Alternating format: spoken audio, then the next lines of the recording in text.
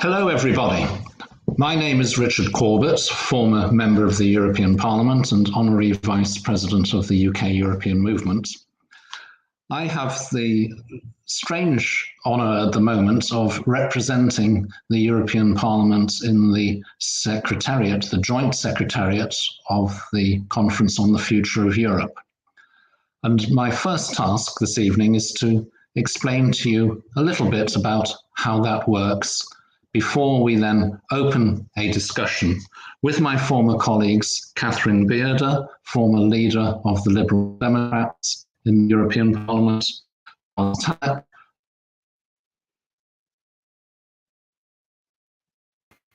the European Parliament, and Scott Cato, a former prominent Green MEP in the European Parliament, who will each give their views, their perspectives on how the European Union should move forward, what is their vision for the future, what reforms we should hope to see and we should aim for, before then opening this to a wider discussion, question and answer. We will, we hope, at some point be joined by Richard Morris, who should have been opening this meeting now, but has had technical difficulties in joining, but hopefully will join soon. And he will wind up saying a few words as well about how the European movement is engaging in this process, both nationally and internationally, because he represents the British European movement in the wider international European movement. So welcome to all those who've joined. We have, I think it's an hour and a quarter ahead of us for what I hope will be a very interesting discussion on what is happening across the Channel, not just focusing on Britain at the moment, but looking at the wider European context. So, what is the Conference on the Future of Europe? In a way, conference is a misnomer. It's actually a process that the European Union has set up of trying to consult and involve the wider public in deliberations about its future on a scale that is unprecedented and using techniques that have never been tried before. So will they work? Will they not work? We will see, but it is very innovative. At a basic level, people across Europe are invited to hold debates, discussions, town hall meetings, workplace meetings, discussions in your living room about the future of Europe. So far, some 5,000 events, just over 5,000 events have taken place across Europe on this basis. People are then invited to upload the results of those discussions, any conclusions they've reached, any suggestions for the future of Europe, any proposals, onto a digital platform, a multilingual digital platform, which anybody can log on to as an individual, put up your own ideas, endorse ideas that are already up there, a sort of giant social media platform in a way, but which has computer translation into the 22, 23 languages of the European Union. This has never been tried before on that scale. Up to now, I think 430,000 people have been on that platform. Some 13,700 ideas or proposals have been put up there. It is gathering lots of ideas, suggestions, and proposals in this unprecedented way. The next element of the conference is citizens' panels, randomly chosen citizens done by an opinion polling company, in groups of 200 each at European level, plus national citizens' panels in member states, who will deliberate, look at these ideas on the platform, have their own ideas, and come up with specific recommendations for the future of Europe. These panels are randomly chosen in the way that opinion poll companies do, so to represent socioeconomic diversity proportionally, gender balance, age profiles, and so on. But it means they are citizens that are not representing any particular organization. They are randomly chosen. And these panels have been deliberating. The European citizens panels have, two of the four have had 3 nearly week-long meetings, long weekend meetings really, to deliberate and have already made recommendations. The 2 others are about to have their 3rd and final meeting in that process. And they are coming up with specific recommendations. The EU should do this, the EU should do more of that, the EU should change the way it works in this way, or change the way it works in that way. And those proposals, all these ideas coming through these panels, then go to the final element of the conference, which is the conference plenary. Again, this is something distinctive, not been done before. Just like the citizens panels at European level, that's never been done before. Multilingual citizens panels, citizens assemblies, if you like. But unlike other such processes that have happened in Ireland or in France, for instance, where citizens panels have been constituted and come up with recommendations, in this case, they don't just produce a report which goes off to the politicians or the elected representatives or to governments. Here it goes to a plenary where the citizens actually meet with the elected representatives, because the plenary is on the one hand representatives of citizens, 20 nominated by each of the European citizens panels, the chair of every national panel, plus a smattering of NGOs, including the European Movement International, by the way, NGOs, social partners, trade unions, employers' organizations. On the other hand, elected representatives, 4 elected from each national parliament, chosen by each national parliament, an equivalent number of MEPs from the European Parliament, and 2 ministers from every national government. And that plenary together has to try and distill conclusions in a report that will then go to the European institutions to follow up. Rhetorically, the institutions and the governments have all committed to following up. We will see whether that works in practice. There's a lot of imponderables in this. There's a lot of things that could go wrong technically, politically. Will there be consensus around a certain number of ideas? Will it have momentum to take it forward? That remains to be seen. But it is an interesting exercise, trying techniques that have never been done before. And in terms of the future development of the European Union, it is the big show in town at the moment. That is where the action is. That's where the deliberations are happening. And we will see where it leads us. Now, to tell us about where they think it should lead us, we have the 3 speakers that I mentioned earlier. And I have the pleasure to give the floor, first of all, to my former colleague, who was the Liberal Democrat leader in the European Parliament at the same time that I was the Labour leader in the European Parliament, and that is Catherine Bearder. Richard, before we go to Catherine, we'll be able to go to Richard Morris because he's online with us now. Richard has come back. Excellent. Right, thank you very much. With many apologies, I had technical difficulties in joining you, and I should have been hosting and introducing this session. But I heard, anyway, the bulk of what Richard Corbett has just said. My plan was just to say a few words of slightly wider background about the importance of all of us thinking very hard about the future of Europe. So not just limited to the conference.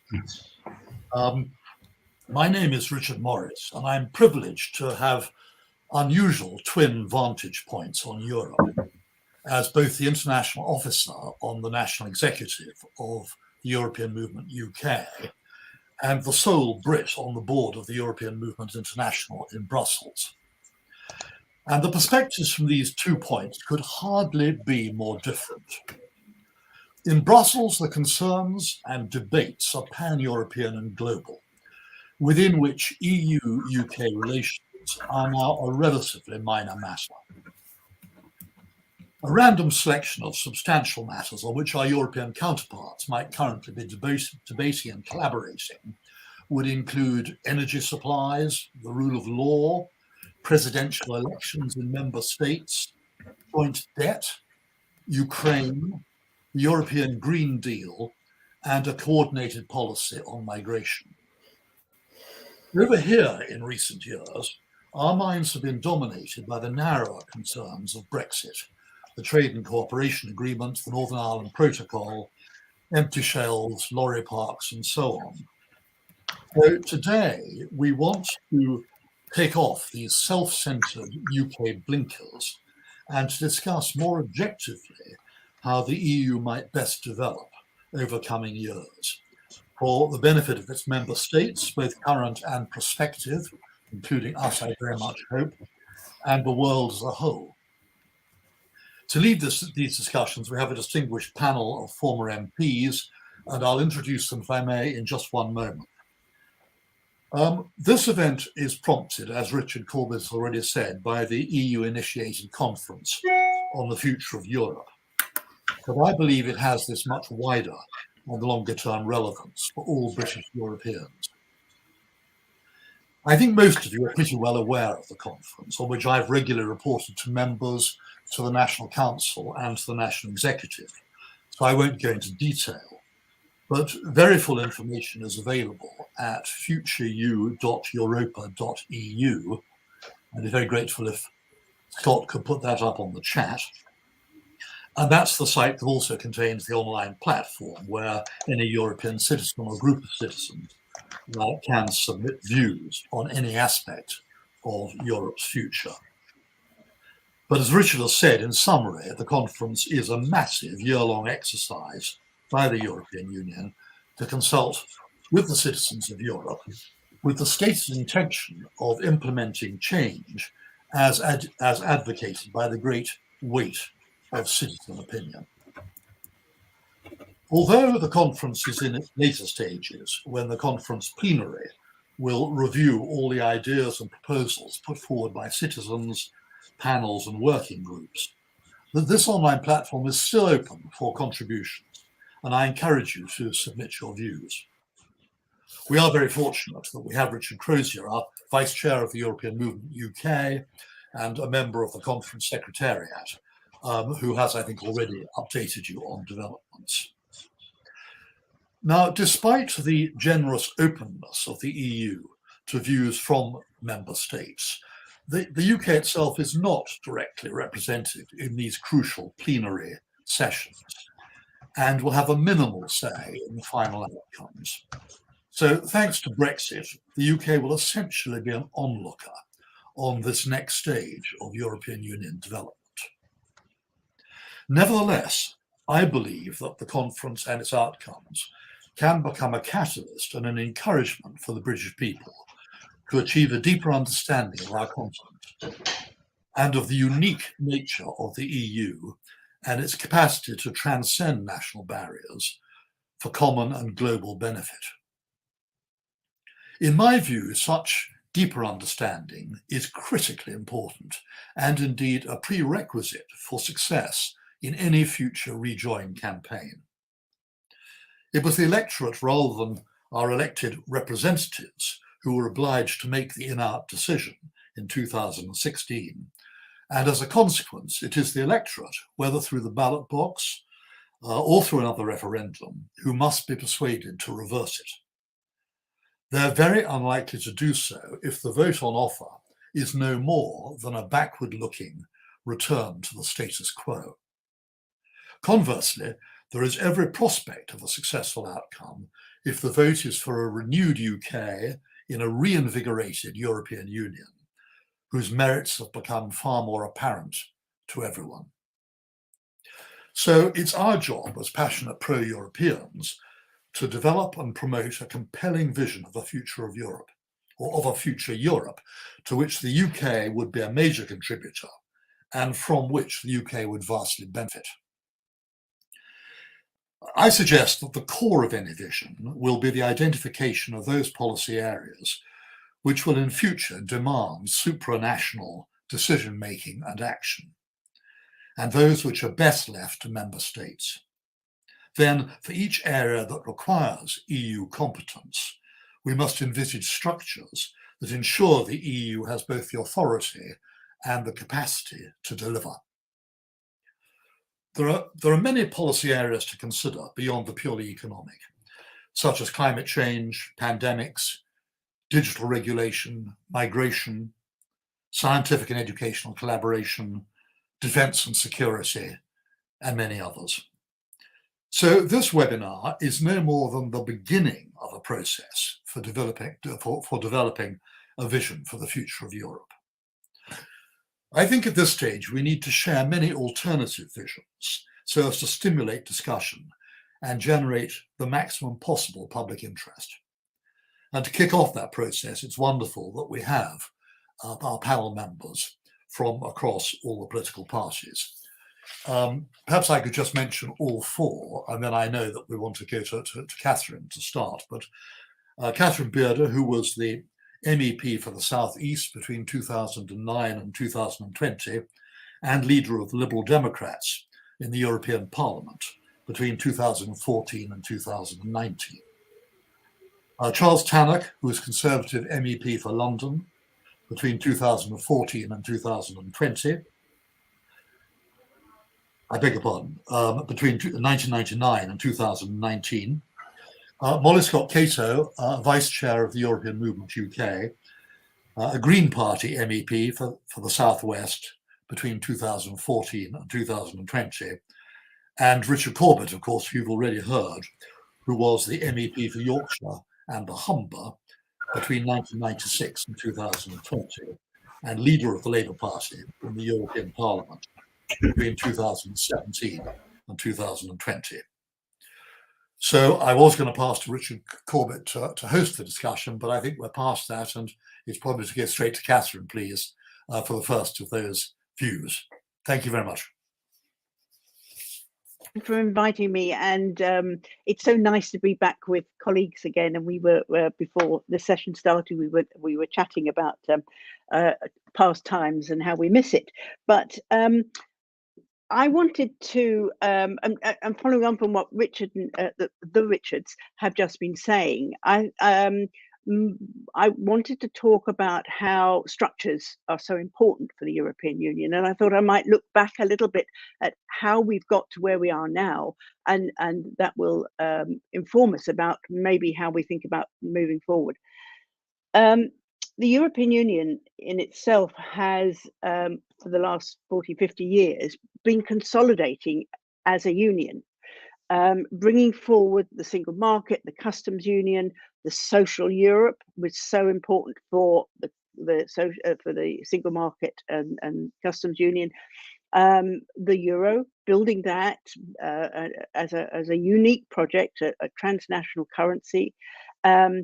Accepting in all those 15 previously Soviet countries, bringing them in to the family, building their economies and helping them forward. And I think the last big change happened just after I arrived in the European Parliament was the Lisbon Agreement, which came forward from a whole period of negotiating and considering, but done internally. And it's so nice to hear what Richard was saying about how this process is going to involve the citizens so much more. And I'll come back to that in a minute. So we've got a European Union that is based with the three major parts, the Council, where the member states are represented, the Parliament, where the citizens are represented, and the Commission, of course, is the executive who should be doing implementing what the other two bodies want, but they are also the guardians of the treaties, and I will come back to that too. So we are where we are. Huge shame that the Brits have left, and I think that is a loss for Europe as much as it is a loss for us in the UK. But Europe is now facing huge challenges, and greatest amongst them is climate change. And what that will bring to us all is unknown, but pretty scary. Food security will be high amongst that. With biodiversity loss and changes in climate, we will struggle again in Europe with food security. We have a belligerent Russia. And now we have the beginnings of war again in Europe, and how unthinkable that is to so many of us who've lived.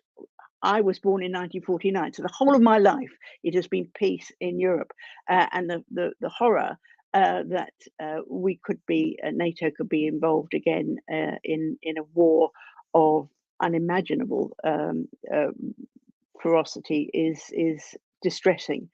But we've also faced COVID, and COVID was a real shock, as much a shock, I think, as the migration pressures on the eastern borders. So is that three-part structure right to survive? And I have a real problem with that. I have a problem with it because the council is member states sitting there with their and I always say one eye on the agenda on the table, but one eye thinking about back home and what does public opinion back home say. They all sit there with their own veto on things. We now have the right, the extreme right rising up, and that is causing tensions. But it is a body where member states come together, but they are not necessarily thinking Europe as a whole, although we see from France a bit more of that, but it's still a body that wants to control things for the member states reason.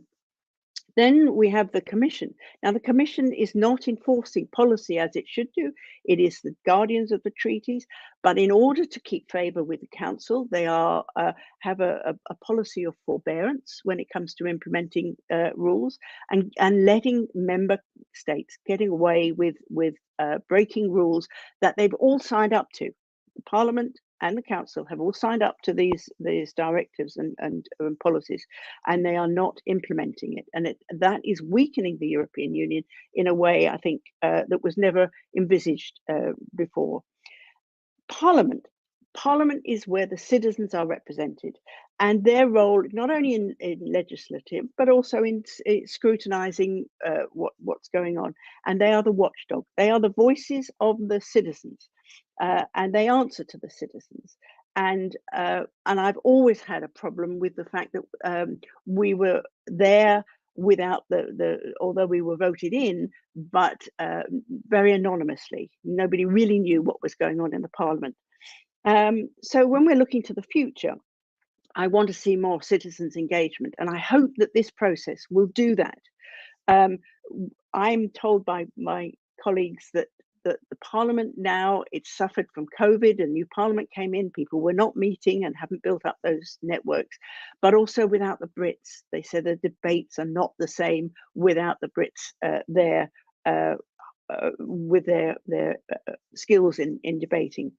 And I think we now need to be thinking about how do we rebalance, how do we strengthen the Parliament, and I hope that will come out of this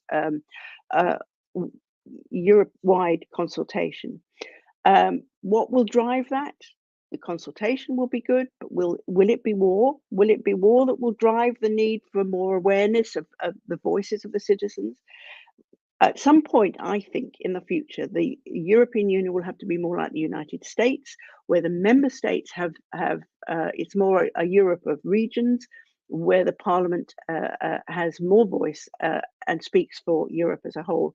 So that's my vision, I think, as a strengthened Parliament, a more, of course, this scares the Brits no end if you say a federal Europe, but it makes more sense to have a federation of regions of Europe, and where we can all work together for the betterment of Europe. It certainly needs a vision, and it needs a new vision, and I hope that this whole process will bring that forward. But mostly, it's got to connect with those people who put the MEPs into Parliament to make the rules for them. Thanks.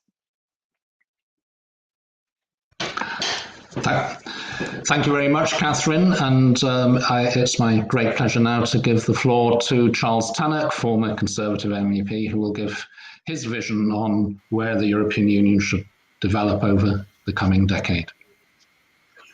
Well, thank you very much, Richard. Indeed, it's a pleasure to see you all. I think it's the first time we've kind of been in a debate together since the heady days after the Brexit referendum, where we as a group met regularly to see what we could do to soften the Brexit blow, if not reverse it. But unfortunately, it wasn't. It was a futile exercise in the end. But we are still all committed, passionate Europeans.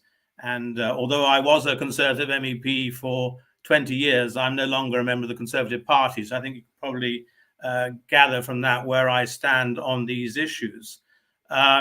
But I'm a little bit more optimistic, perhaps, than Catherine. I think one of the only silver linings that I can think of from the horrors of Brexit has been that the EU 27 have been kind of inoculated, vaccinated against emulating our model.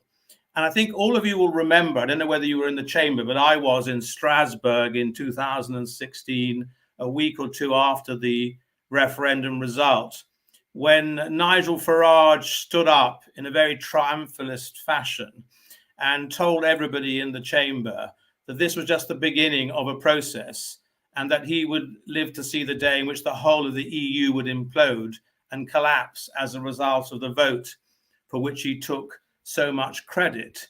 And we were all kind of horrified by this, but fearful that there may be some truth in what he was saying. And that, I think, was the high watermark of the kind of nationalism, populism, anti-Europeanism that prevailed, in Europe. Because if you look at the results in elections ever since and opinion polls, the European Union extraordinarily has become more popular, including in Britain, since the Brexit referendum in 2016. And in fact, even the sort of hard right, far right leaders and potential candidates like Le Pen, like Zemmour in France, like Salvini in Italy, all of them have now played down the previous statements they'd made about wanting to follow Brexit with a French exit, an Italian exit, an Irish exit, whatever. So in that respect, I think that actually I am fairly optimistic that the EU project has a lot of mileage or kilometrage left, as it were, in the future. And of course, I was involved, for 18 of my 20 years as an MEP on the Foreign Affairs Committee. And indeed, I was the standing rapporteur for Montenegro as an accession country. And I dealt with all sorts of issues on foreign policy, security policy, defense, and human rights globally. And of course, that's one of the issues where, funnily enough, when you look at, again, at opinion polls, there is a desire at popular level, across Europe for more action. And in fact, we are now seeing the kind of divisions that have emerged over the Ukraine-Russia crisis. But nevertheless, a lot of Europeans see the value added in the European Union speaking with one voice globally on big challenges. And of course, many of the challenges, including climate change, mass migratory movements, which may result as a result of climate change effects in Africa, issues to do with future pandemics, issues to do with international terrorism, which hasn't gone away, it's gone quiescent during this COVID period, and so on. All of these things, of course, require external action.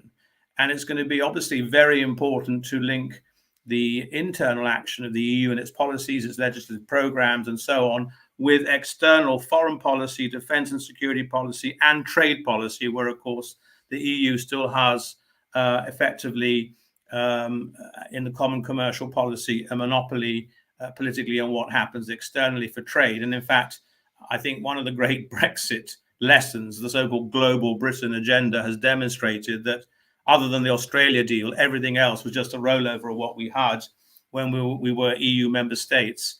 And in fact, this whole idea of promising these amazing free trade deals, we're going to be liberated from the rotting corpse of the EU, trading with the world, generating enormous prosperity. I think the penny has now dropped that this was purely either a fantasy or an outright lie on behalf of the Leave campaign.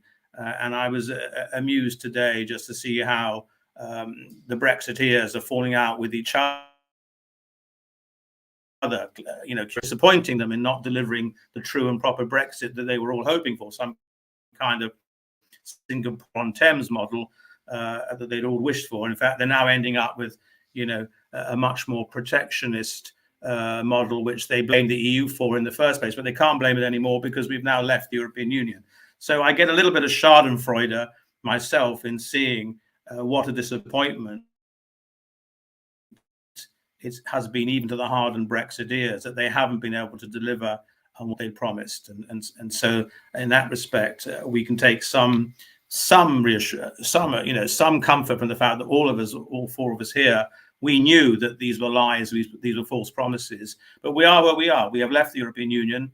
It's been a couple of years now, and we now have to think for the future. But certainly in the area of foreign policy, security, and defence, of course, it would be ideal if you could go towards the federal model that Catherine envisages of more qualified majority voting as the norm in foreign policy. I don't see that as very likely in the foreseeable future, because the smaller countries obviously jealously guard their sovereignty, and obviously foreign policy and defence issues are the one areas where they feel that is a manifestation of their nationhood, and rightly so, and I understand that. But I do think we can be much more creative in terms of using what is known rather interestingly as the sleeping beauties, a term I've come across because I'm actually doing some research now with a think tank where I'm living in Eastern Europe on how we can actually bring some more coherence and meaningful kind of unity on foreign policy issues. And of course, we've seen the big divide at the moment over Russia, Ukraine, with Germany and Hungary having a much more pro-Russia line than many others, including the United Kingdom, who actually in this particular era has been commendable in its support for a sovereign, independent Ukraine. So the sleeping beauties are things like the passerelle clause, which is already in the treaty, where you can go to QMV, and I think that may be used much more often on the civilian side of things. Things like the High Representative, Vice President of the Commission using their powers of initiative, which I don't think Mr. Borrell has used very much. I think Mrs. Mogherini and Cathy Ashton used it more frequently than Mr. Borrell does. Things like enhanced cooperation, where some countries, some states will get together and do things under the EU flag, but they will not be involving all the member states, and they will get together and cooperate on certain foreign policy and defense and security initiatives on their own, but being able to use the EU institutions for support in what they do. So I think these are promising avenues, but I'm not a believer that we can overnight bring in QMV, because I just don't think that would get through, that would fly with all the member states, particularly the smaller ones who feel that they've had their voice magnified internationally by having a place at the top table via the EU, and they wouldn't want that just taken away by just the sort of top 3 or 4 having the right to overrule their views. But of course, there is the alternative as well, that certain things may be done outside of the existing treaties, the so-called E3 format, with the Brits, the French, and the Germans acting together sort of trilaterally without the EU, but obviously with 2 very big EU member states who also happen to be in NATO, but it wouldn't be called a NATO operation. So I'm sort of thinking that there are ways that we can kind of progress more on foreign policy.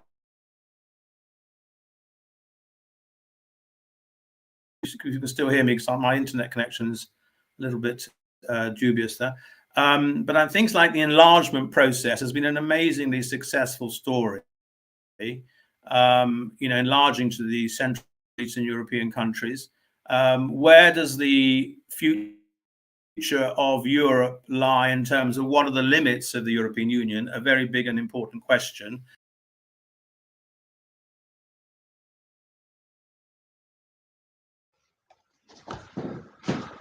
We seem to have lost Charles, but I think he was reaching the conclusion of his remarks. So I think the best thing we should do now is go straight over to Molly. Molly, the floor is yours. Thank you very much, Richard. Hello, everybody. It's very nice to be with you and to be thinking positively about the future in Europe and, of course, our future in Europe. So I'm enjoying sharing these thoughts with you. So my first thinking about this is I'm very appreciative of the fact that we're being able to have our say about the future of Europe, having kind of left so outrageously. But I'm always a bit doubtful about us either saying to Europe from outside how it's to change, or indeed sort of trying to negotiate that Europe changes so we can go back. So I just want to raise a little note of caution about that, because I think we were always bad Europeans, and our being bad Europeans was largely summed up by the way that we always thought we knew better about how Europe should be than other European countries. So let's not fall into that trap. I'm sure we won't, but let's, just a word of caution about that. And so my view about the future of Europe is that it's going to be vital as a bastion of democracy and human rights in the world. And we see something that has really surprised and shocked me over the past 10 or 15 years is that we're seeing a lot of countries descending into authoritarianism, really fundamental human rights that I've taken for granted, and I think a lot of people have taken for granted, are disappearing across the world. And that's why we find strength in Europe, because the values that we all support, are still strong. And of course, the EU has its own problems with defending these values in Eastern Europe, where both the rule of law and democratic and values and human rights are under attack. So to me, that's the primary task for the EU now. I wouldn't suggest spending so much time thinking of extra things to do. I think that's a really important thing that needs to be done, both internally, but also externally, projecting the sense of the confidence really in the sort of democratic system we've all grown used to, because it doesn't feel confident and secure in the world at large at the moment. But in terms of the changes I would like to see structurally for the European Union, I don't like the word subsidiarity, but I like the principle of subsidiarity. And I don't think the EU ever properly followed through on that. And I think that's something that needs thought now, because, with COVID and so on, there's thinking, should we have done more together on that? What were the things that the EU could have done well in the COVID crisis? Which things should have been done at lower levels, nationally or locally? And I think that question should be asked when any new policy issue arises. And I don't, as a Green, and I think this is true of the Lib Dems as well, we think power should start at the local and be sent upwards. And that's a principle in European governance, but I'm not sure it's always followed through. So I would suggest that principle is taken more seriously, and that in itself would start to do what Catherine was talking about, binding citizens to the European Union. Then obviously you won't be surprised to hear me say I was horrified by the level of corporate lobbying and pressure that there was. I know this happens in all governments, so this isn't like something that's unique to the EU or particularly should be complained about, but I do think it makes all governance an easy target if you know that there are just like hundreds of people there lobbying against the interests of citizens and in the interests of private corporations. So that's something I think should be tackled. And I agree with Catherine what she said about more power to the Parliament. I'm sure we were all frustrated as MEPs, but in my case, I worked a lot on tax policy, and that we just couldn't make progress because a small number of countries were working against the interests of Europe as a whole and of all our citizens. And so that pointed out to me very clearly the fact that in certain areas, Europe does have to change, the EU does have to change the way it operates and enable citizens as a whole, the representatives of citizens, which we were, to have more power to represent them in all lawmaking. So just quickly, the sorts of policy priorities I would have where the EU is going to play a particular role, to me, it focuses around regulating the market. So as a Green, we were really anti the single market. We sort of had quite a lot of socialists were as well. We had this sort of bosses Europe critique. But over time, I think both socialists and Greens have sort of infested that market. Or that sounds like a negative verb, doesn't it? But let's say colonized that market. That's also a negative verb. Anyway, used their power to really improve the way that market was regulated in a really powerful way. I mean, animal welfare is a good example. Catherine did a lot of work on in that area. Sorry, I keep talking about Catherine. I'm sure the other MEPs did excellent work as well. But my work, for example, on antibiotics and controlling the overuse of antibiotics, we could do that in Brussels and it would spread across this massive market. And now things like sustainable supply chain monitoring, that is now impacting across the world in reducing the rates of deforestation and so on. So this was the power of the single market, both within the EU and globally.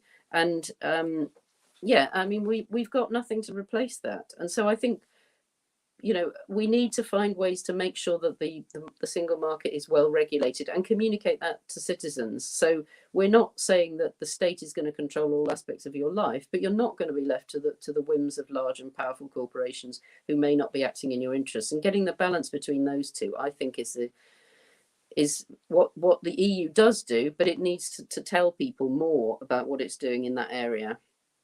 Obviously, I would also draw attention to the progress that is being made now on tax policy, but I would say both on tax policy and banking regulation, both of which I worked on, I don't think the EU has acted strongly enough in the citizens' interest, and again, hasn't really communicated what it has done, although maybe this corporate tax, the digital corporate tax, maybe people will see the benefit of EU policy making there. And and then disinformation would be my other suggestion for where the EU can really offer something important that people recognise they need. It's an area most people don't understand very closely, the kind of legislation that's needed to improve digital security and stop the real destruction of our lives, our mental health, and our democracy by out of control digital companies. But I mean, I haven't really been following what Vestager is up to, but I know she's got that as one of her priorities, and I think it's of crucial importance. So just to finish, I would say, obviously I regret Brexit very deeply, but I feel that there was very clear evidence of how not only has it damaged us as a country, but it's damaged the EU's ability to play that important role in the world. And I think I saw that clearly at the COP conference in Glasgow. If we compare what happened in Paris with what happened in Glasgow, you could see that the EU and the UK not working together really undermined what was achieved there. And also, of course, the way the UK government effectively corporatized and privatized the COP, whereas in Paris, it was much more an intergovernmental arrangement. I think that's also a symptom of what Brexit did. So not really meaning to end on a miserable note, but just saying, others have said, that climate change is the most critical issue facing us, and we absolutely need to be cooperating across the EU in solving that. And we will be with things like the energy connectors. And I think the UK has to continue to join with the EU in energy policy. It just doesn't make any sense not to. But to me, that's going to be a real priority. And if the EU can show that it's taking the action that citizens need there, I think it's going to really establish its credibility as a valuable level of governance for all citizens. Well, thank you very much, Molly, and thank you indeed to my three former colleagues from the Parliament, giving each their own perspective. If I compare it to the issues that are emerging in the conference that have come from citizens via the digital platform or in the citizens panels, there's quite a lot of overlap there, and some things that you haven't mentioned. Many citizens, one of the trending themes, as it were, is Europe's role in the world. Can Europe do more together to defend its values as well as its interests? And from that, we're having a debate about its values internally, when indeed Hungary and Poland seem to be questioning some of those basic values.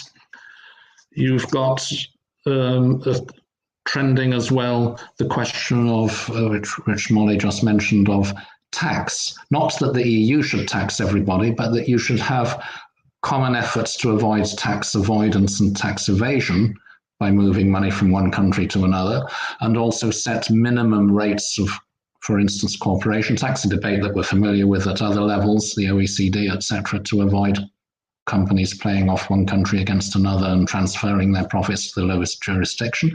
That's a theme that has come up. A fairer economy generally has come up. The issue of cross-border healthcare. The EU doesn't have a responsibility for health as such, but the pandemic and other cross-border health issues has put that very much on the agenda, and people are raising that, another trending issue. How to have a fairer economy. We have a single market in the EU, but can that operate more equally, more fairly? Again, a question that Molly mentioned, but many citizens are putting on the platform.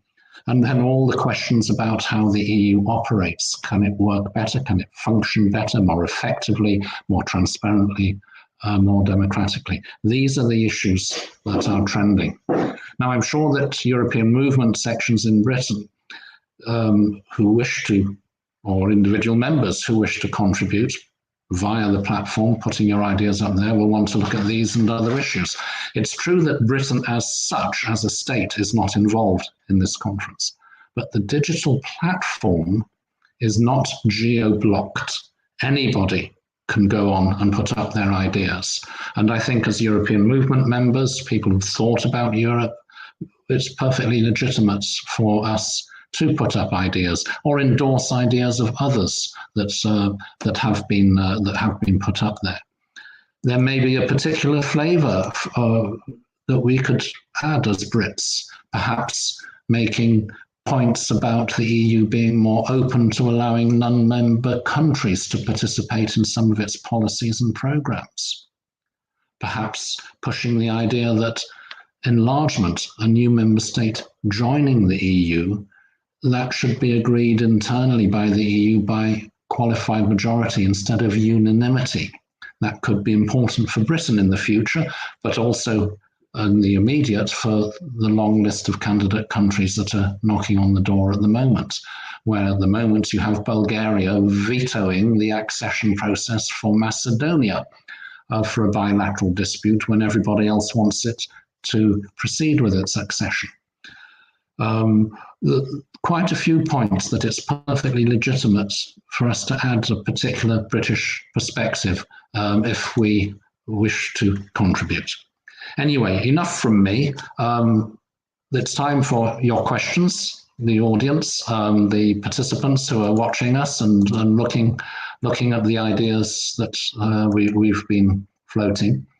And I see there is a first question. The first one I've spotted as I'm scrolling through is from Andrew Chadwick asking, do we think that there will be a two-tier Europe in the future? An inner core and then perhaps an outer core with UK, Norway and Sweden. Perhaps one of our panelists would like to have a go at that question. I see Charles waving his hand. Can you hear me better now? I've actually just signed back in. I think the internet connection is a bit weak where I am. I think that as somebody who passionately hopes that one day the United Kingdom will rejoin the European Union, the maximum sort of flexibility in terms of variable geometry that is possible will make it easier for us to rejoin. And I know that Andrew Duff a few years ago came up with this idea of associate membership, and at the time people like me scoffed at the idea. But whether the EEA will reinvent itself into something which becomes attractive to the UK short of full EU membership, I think we have to be flexible about these concepts, because it's true there are plenty of countries signing up who want to be full EU members, and I think I got cut off. I was about to say the Western Balkans clearly in the future, I think will pretty well all of it join the European Union. Whether Turkey ever joins, whether Ukraine, Moldova and Belarus, if it becomes democratic, are allowed to join, remains to be seen. And obviously the Russia threat is very salient in that debate.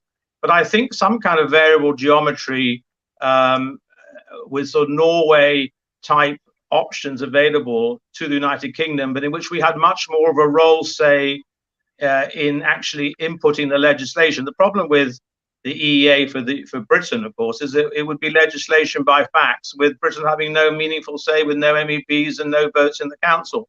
But whether some kind of compromise could be developed whereby we were in the EEA without being full members, but we still had some major role in shaping the legislation, and whether that would appeal to any of the main political parties, including the Labour Party, who at the moment are saying they want to make Brexit work after 2024 if they become the next government. I'm open to all sorts of suggestions which brings Britain closer to the European Union. At the moment, we are on another planet, and it's damaging our economy. It's damaging our friends and partnerships and alliances across the continent.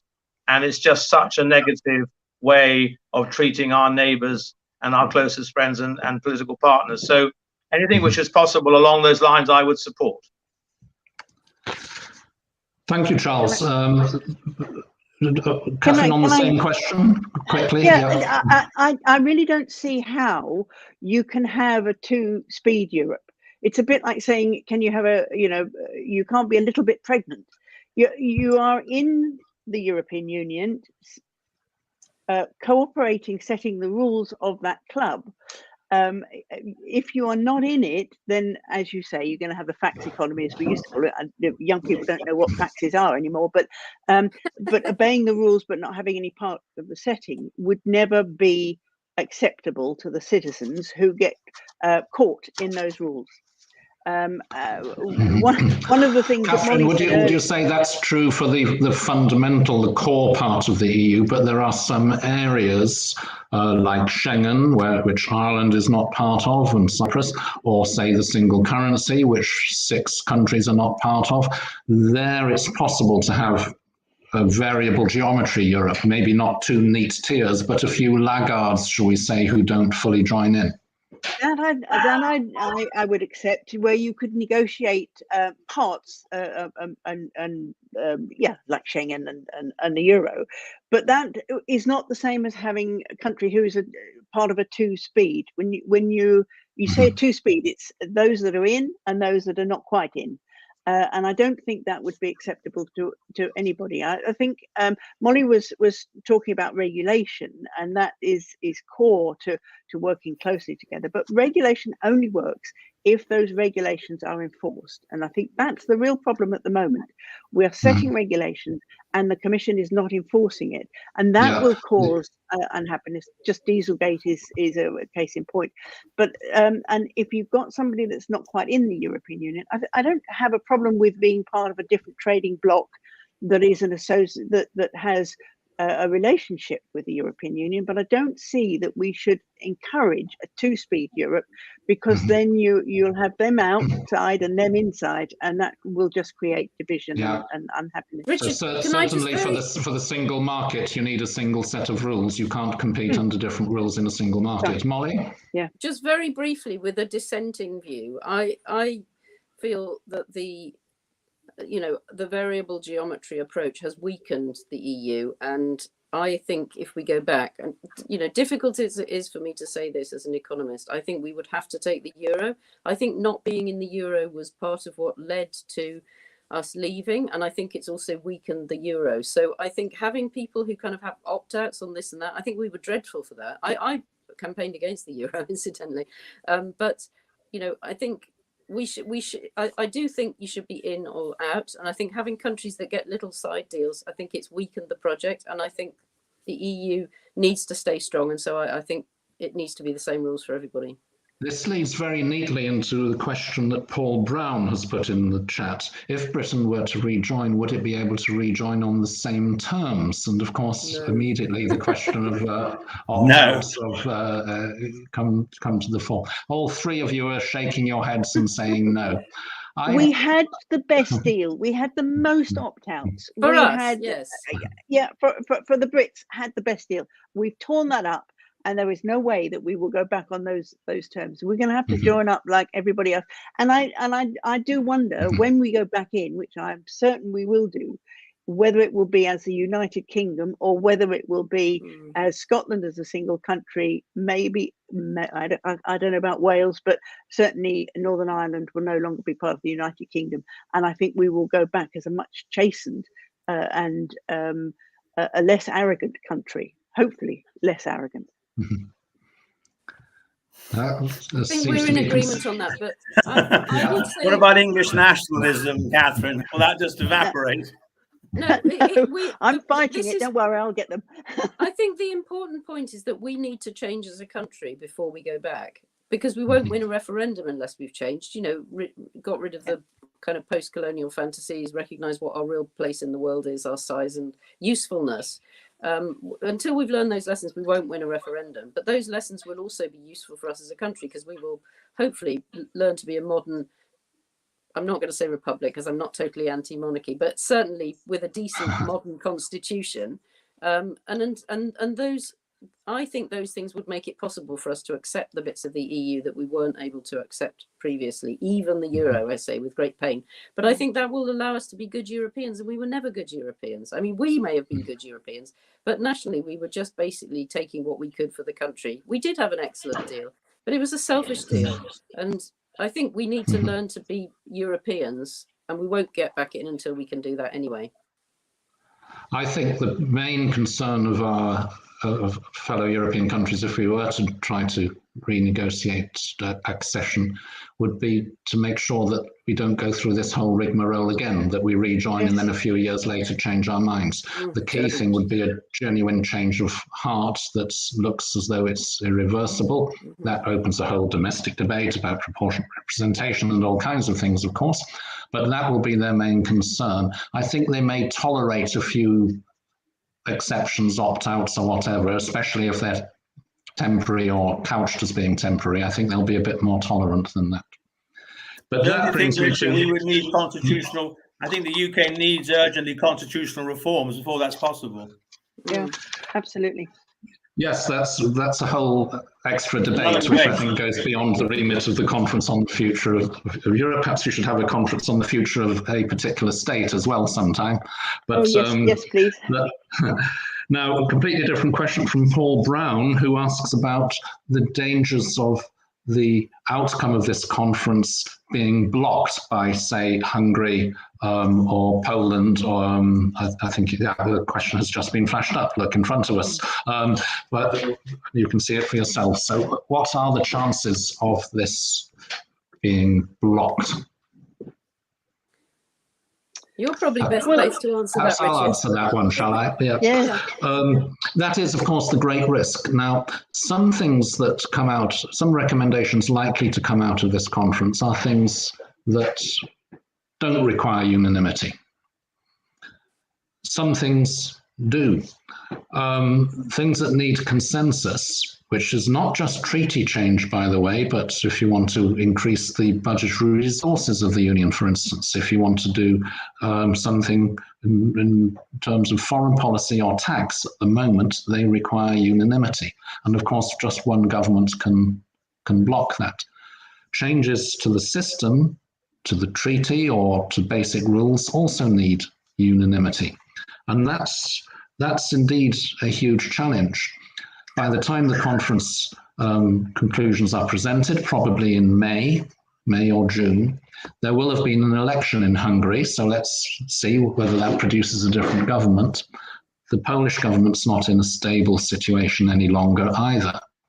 So things might change in those countries, but you might have other countries that are not happy with one or another proposal. All I can say is this, that in the past, historically, when the Union has put in place a process that is supposed to lead to reform or change, and all the institutions and the governments have committed to it rhetorically, saying, yes, this is very important, we will look at the outcome, we will move things forward, we will bring in changes, then usually something has come out of it. Not everything that has been put on the table, maybe not as ambitious as many would like, but it has led to results. You can go back historically right the way back to the Spark Committee that led to the negotiation of the EEC Treaty, or to the parliamentary assizes in Rome in 1990 that preceded the negotiation of the Maastricht Treaty, or the convention that led to the proposal for a European constitution, which was abandoned but replaced by the Lisbon Treaty, which brought in a lot of reforms. All of these started with a process of deliberation, which government said will lead to change. Those changes always fell short of what many had hoped, but nonetheless significant steps took place. It's possible, it's not certain, that this process will lead to the same situation. We will see. Richard, can I come in on that? Because that really brings me to the point that I made earlier, that we have to have the public, the citizens behind this. And the more that we can involve them, the more strength to our arm. Because if the politicians who are coming there as representatives of the member states, not necessarily the MEPs, but those in the council, if they don't feel that they're being pushed there by the citizens, then they have the excuse not to follow on. I mean, don't tell everybody this. Just keep this amongst ourselves. That politicians think that they are setting the agenda. They're not. They are following what their voters instruct them to do in the main. If they don't, they get voted out. And so, if they feel that the people of Europe want something, then they will react to it. And that is why it's so important that we have the voices of the citizens feeding into this loud and clear, and that it is patently obvious that this is what the people of Europe want for the future of their Europe. I'm a bit worried. I think what's happening is wonderful, but I'm a bit worried. There are 500 million people in the European Union. The number of thousands of people that are feeding into this is great, but it really still is not enough. And I think somehow we need to get the voices heard loud and clear from every country, that their politicians, when they go to the council, can actually hear, this is what we want. This is our Europe. This is what we want for the future. This is what we see. This is what we're proud of. We want Europe to be. And that is a huge ask for any annual, for a year-long process. But I think it's doable, but we need that movement behind it. We can see, we saw it in Glasgow with what is now happening about climate change. The public have got the message, but it has taken so long to get there. We need something really, a big movement from the grassroots to get so there. Public pressure can work. Charles was raising his hand. Do you disagree? Do you disagree with that, Charles? Well, no, I obviously I want maximum consultation, but I remember the balance of competencies review of the British government done before the referendum vote in 2016, in which the experts concluded that more or less where the EU was more or less right in terms of British interests. And so I don't think necessarily having more and more powers to the European Union is the answer.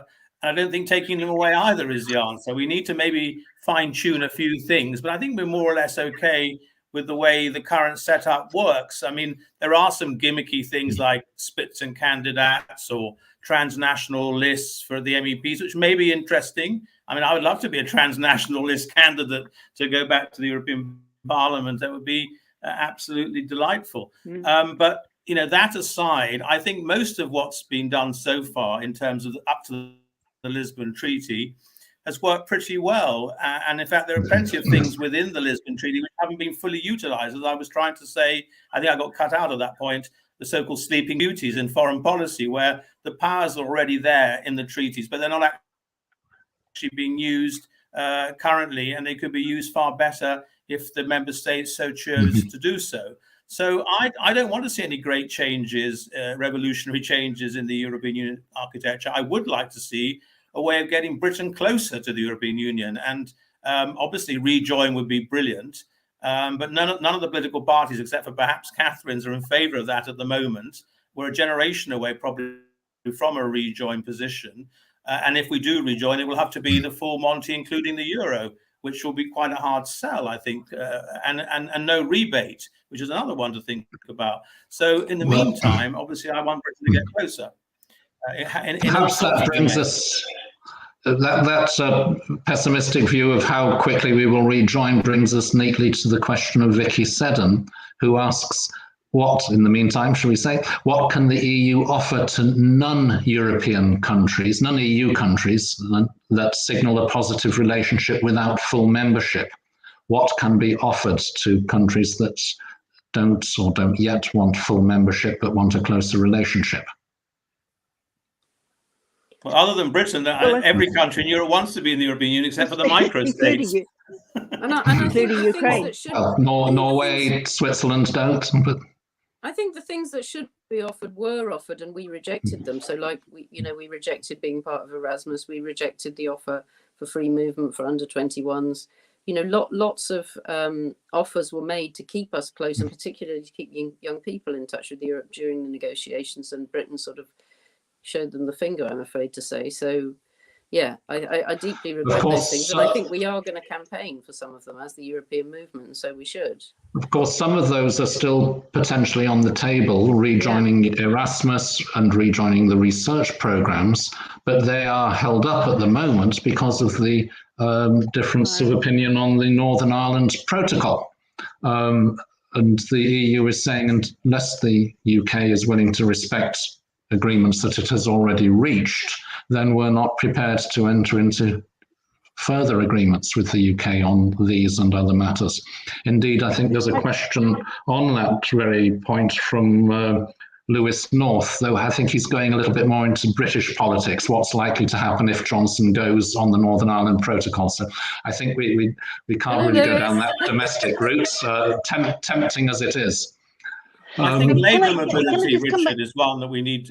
Labour mobility, it's clear the big fear of freedom of movement was misplaced. And in fact, it's actually denying young British people the opportunity to go and live, work in 27 plus the EA countries. So I think there may be a rethink on labour mobility. The problem is I don't think the EU 27 particularly want to open up on that camp, because they were hemorrhaging their best doctors and nurses and what have you to Britain. It wasn't really being reciprocated. So I, as a doctor, where I am in Eastern Europe, I can't practice now here, which is obviously a shame.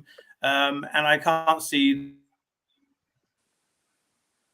the EU governments necessarily wanting to have a mutual recognition of diplomas, because they would see that as cherry picking from a United Kingdom point of view, sadly.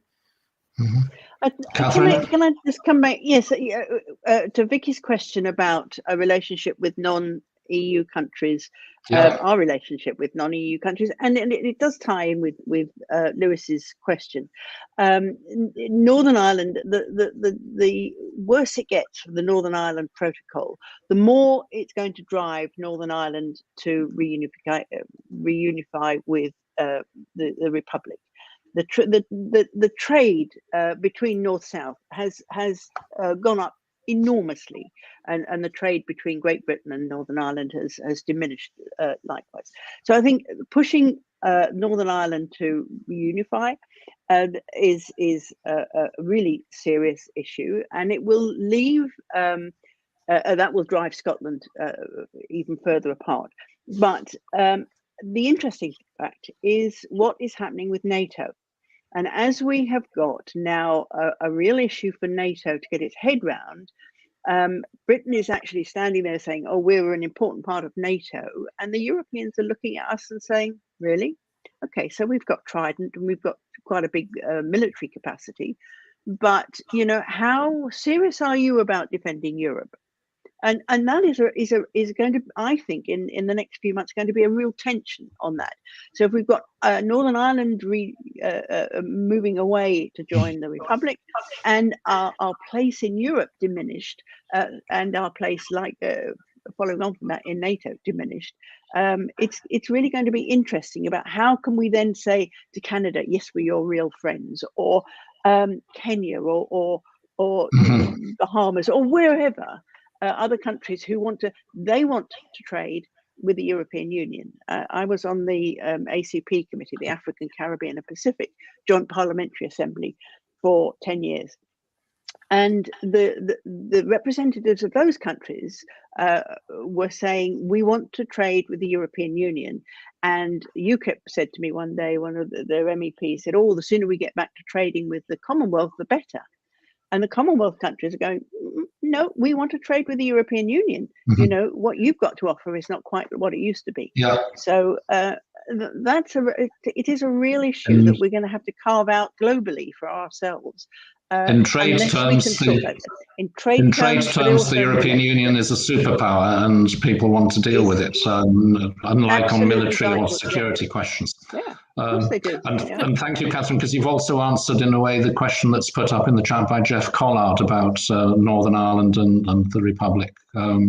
I see Molly was raising her hand. I'll say hello. We're beginning to run out of time, though, so let's. Jeff as well. Just quickly in response to Lewis, I think we mustn't waste the opportunity when Boris goes, let's hope sooner rather than later.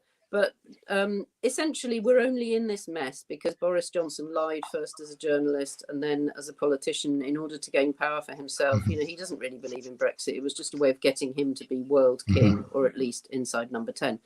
But and I think when he falls, we have to say, well, look, you know, we've been held in thrall by this absurd clown for so many years. But, you know, now is the time to challenge the awful place he's left us in. And I think people have been afraid and just too miserable, really, to challenge Brexit. But I think we have to do that because it is, as we all know, based on a tissue of lies. And he is the liar in chief. And so when he goes, those questions become open questions, I think.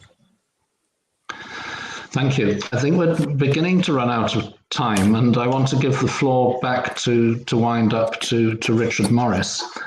Can I just say, though, one thing related to a bit what Charles was saying about, do we think this conference needs to propose big changes to the EU? And I think where this issue will come to the crunch is on the issue of the EU's capacity to deliver where the public wants action at European level. Those subjects where it's asking for more.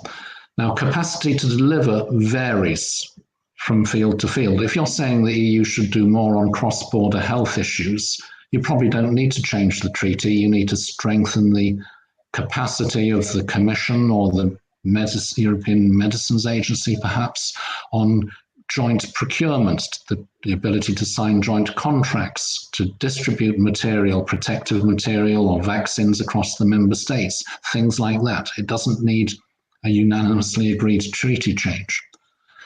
If you're talking about the capacity of the EU to do more on economic convergence to help less prosperous regions, their capacity is perhaps to do with the budgetary resources of the European Union. Should they be increased? Should it be able to borrow more and borrow and lend more, which has just started on a big scale?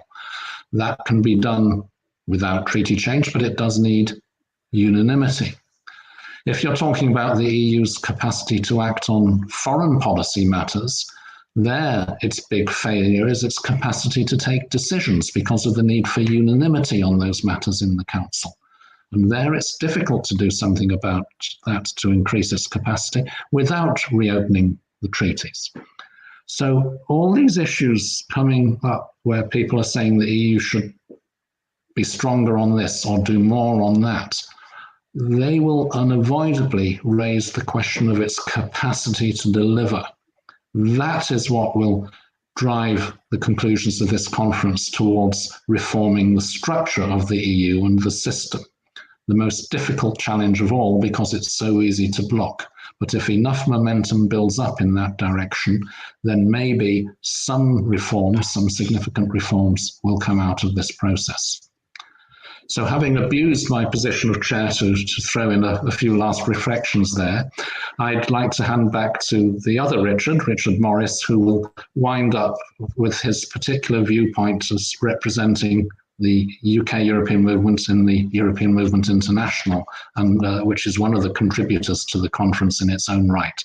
Over to you, Richard. Much indeed. And thanks to all of you. I thought that was an astonishingly rich discussion and exactly what I hoped would come out, i.e. a range of visions of Europe. I mean, in many ways incompatible, but isn't that the point, that we should be thinking so deeply about the future of Europe and really raise our eyes from the, what I think are relatively minor concerns of the trade and cooperation agreement and the things which have completely engulfed us for the last 2 or 3 years. I found that extraordinarily refreshing, and I hope that all the audience did as well. If I could just agree with Richard very much on his last point, that it seemed like there was such an interesting discussion on the whole question of whether you had to be a total member, a full member, abiding by all the rules, or whether one's attitude to the European Union should be more issue by issue. And I do think that Richard really had some extraordinarily wise words at the end there about how these different issues, these enormous issues, climate change or migration or whatever it is, They do have very different solutions, and the capacity that the EU requires in each case to deal with these different issues does seem to me to vary quite a lot. And that's possibly an argument for saying that one should always maintain flexibility rather than be too much enforcing be a member or don't be a member. I think separating out as I said, Patrick, at the beginning, the sort of separating out the competences from the capacity seems to me a very important sort of guideline in all these discussions.